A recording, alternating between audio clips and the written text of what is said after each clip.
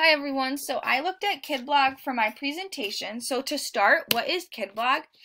KidBlog is a platform to publish student writing. It's an educational blog and it's also an interactive blog. It's interactive because it allows students to present content in different ways and it's collaborative. They can connect with students down the hall, students in different states or around the world. But it's also secure. It's student friendly because it's teacher moderated. There's privacy settings and it's ad free. So how does KidBlog work? So the teacher begins by creating a class and they can do as many as they need to accommodate their sections, and this creates a class URL which gives the students access to the KidBlog site. So after creating the class, the teacher then sets their privacy levels, and privacy levels can be set based on audience. So whoever the teacher wants to be able to view the student's work, this is where they decide that. So it could be teacher only view, classmate only view, or connections, and there even is a public option as well. The same options are also available for who can comment as well. So teacher only comment, classmate only comment, you can set all of this right in privacy levels. And you can also set teacher approval based on audience. So you wouldn't need approval for teacher only view, but for the classmates audience, you would want approval on that. So now that the class is set up, teachers can invite students and they can have the ability to add them in different ways. They can use join codes where students use their Google login, or they can manually add them by creating display names. Once students join, they can then start customizing their avatar. They can use a picture of something that represents who they are as a person or represents a hobby of theirs. It really gives them their own voice. And then once the students then are guided by the teacher on what they should do with their blog, they can start creating. They can customize their title, their description, their colors, and their textures. And then they post it and their audience is able to view and comment on their work, and students can also easily access their classmates' work as well, or their connections work. But each post that students make is then automatically saved into an online portfolio for them.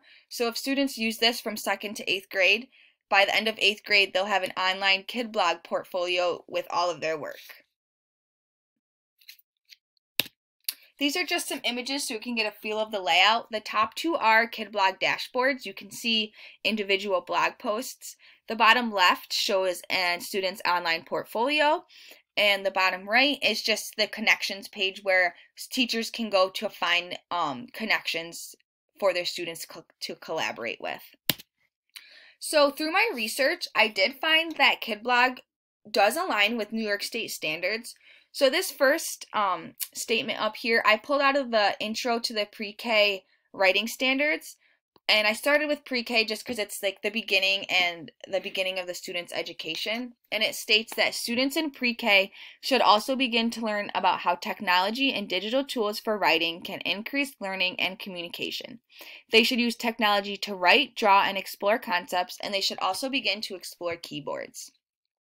So as students progress through the grades, they continue to work on and develop these skills, and the language also changed. So it changes from should begin to learn, should to continue to learn, and by 11th and 12th grade, they really should have a understanding and be able to really effectively and efficiently use digital tools.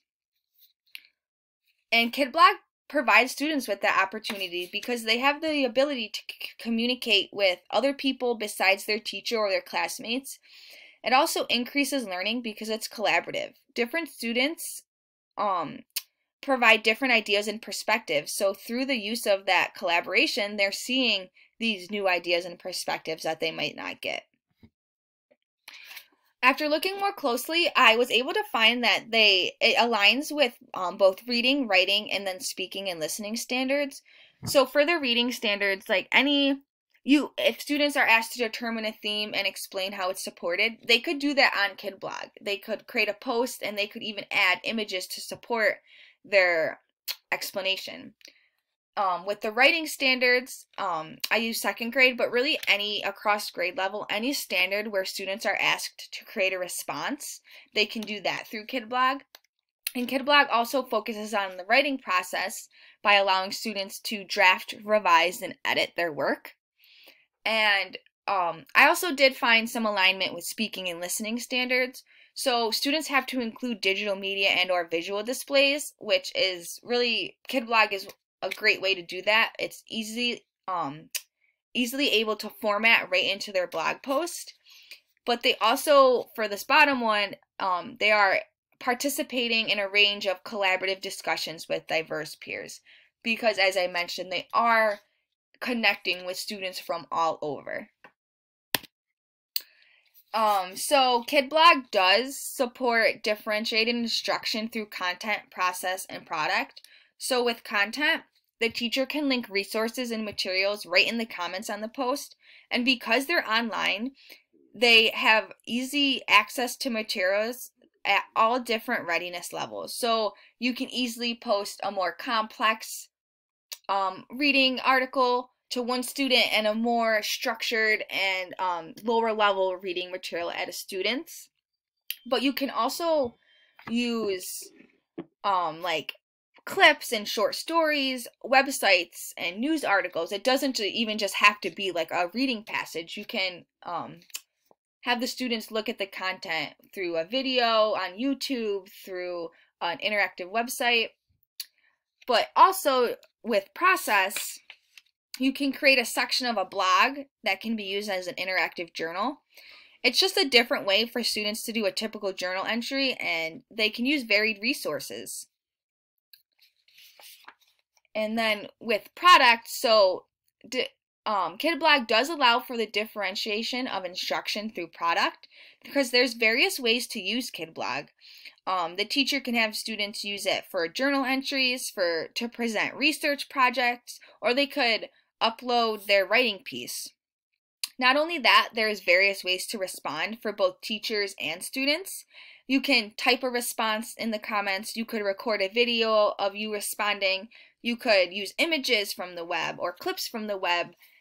There's just a lot of different ways that you can use KidBlog that allows for the differentiation of instruction. It also supports components of UDL.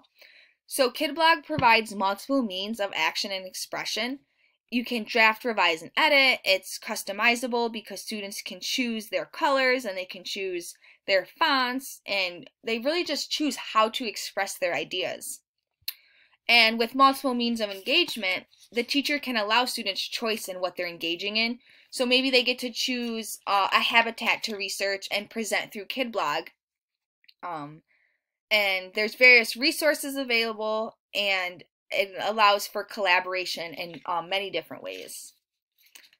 Also, it supports multiple means of representation because it allows for the use of visual and auditory aids. So some students might get more out of something by hearing it read to them or by seeing it laid out in a chart or a picture or a graph. And through KidBlog, you can easily pull these sources off the internet and put them right onto the students' blog, making it easy for them to try different things and look at different material. It also provides templates and scaffolds. Not only that, but you have the opportunity for speech to text and the video feedback for students. Some of the advantages of KidBlog. So the first one is it's student friendly. There's privacy settings, approval settings, there's no ads, and the teacher is the moderator. It provides an authentic audience for students' work because the audience goes beyond the teacher or the classmates. They're connecting with students from all over, and that can be really beneficial for students' work and their learning. It's easy to set up and use. They have step-by-step instructions. Teachers have the ability to link Google Classroom and easily attach Google Documents, slides, drawings, or PDFs. And they can create and grade or assess right in the same place, and they can do this by the descriptive formative feedback in the comments. It improves writing and digital literacy. Students can save as a draft, send for review, publish for peer review, or publish for a broader audience. And it also teaches digital citizenship, which is a very important concept for students to know. It's the skills and knowledge to use technology to communicate and participate effectively or efficiently. And KidBlog really promotes that. Like, as I was saying with the intro to the writing standards, they really are doing all of that. They're communicating and participating and increasing their knowledge. It also promotes the alignment with standards, as I mentioned in the previous slide, and students are also able to build a portfolio, which is done so automatically for them. Can be used across subjects and classes, and it can be used as an informal assessment measuring growth, or it can be used for parent-teacher or parent-student conferences or teacher-student conferences. So some disadvantages is that KidBlog is no longer free. It's now $12 a month or $75 a year for individual teachers. You can get like quotes for schools or districts, but you have to contact them. So if you're not in a district that's using it, you do have to pay individually.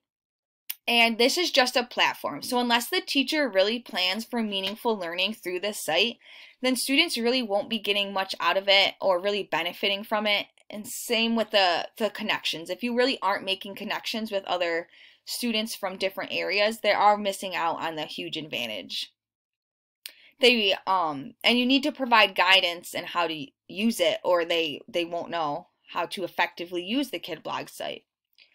So a disadvantage as well is that you need reliable computer and internet access.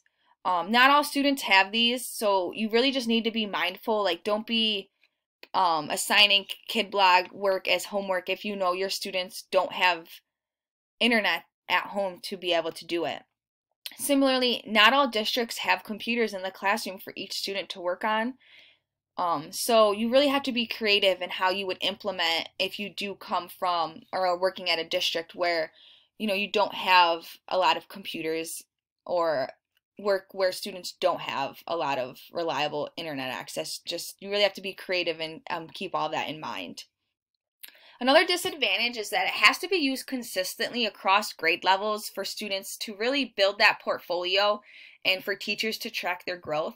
But there's no guarantee that other teachers will use this specific platform. So if a teacher really, or if a student uses KidBlog for second grade, they might not necessarily use it in any of the following grades because it's really at the discretion of the individual teacher, unless it's like a district-wide thing.